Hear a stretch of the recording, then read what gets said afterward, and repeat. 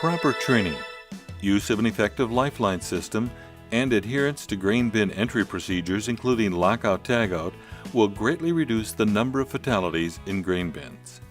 It happens to children and teenagers. On July 28, 2010, 2 teenagers lost their lives when they were buried under 30 feet of grain. Alex Pacas was 19 years old, and Wyatt Whitebread was only 14 years old when their lives were tragically ended. And it happens to adults. On May 28, 2013, a 68-year-old man, Warren Muma, died when corn collapsed on top of him in the grain bin. And it's still happening.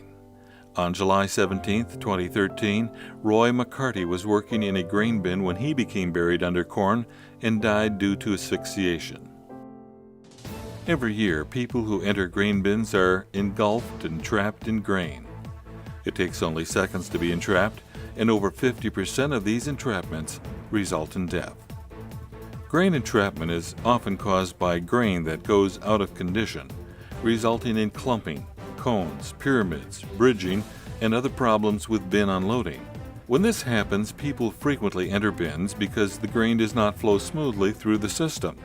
Grain that has formed bridges or cliffs may collapse on a person, sometimes completely covering the person.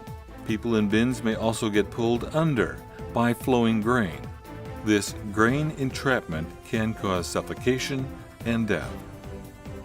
The stakeholders are farmers and farm families, grain elevator owners and workers, emergency services personnel, and the local community, all of whom may be affected by the social and economic consequences of these incidents. It's important for anyone who enters a grain bin to know what the hazards are and how to remain safe.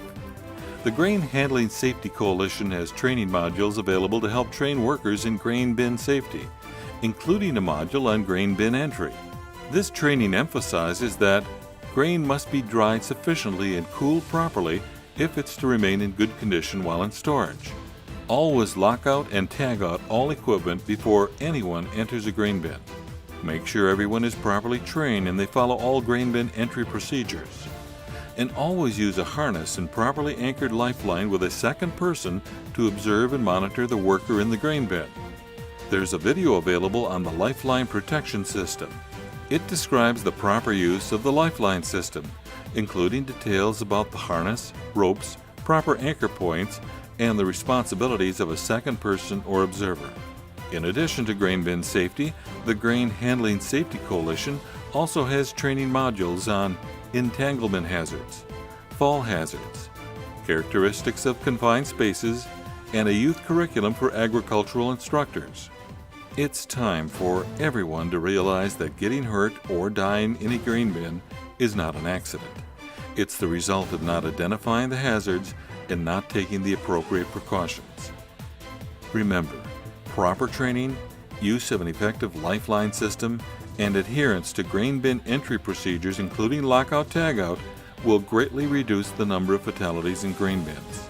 More information about the Grain Handling Safety Coalition, their training modules, and the Lifeline video is available at grainsafety.org.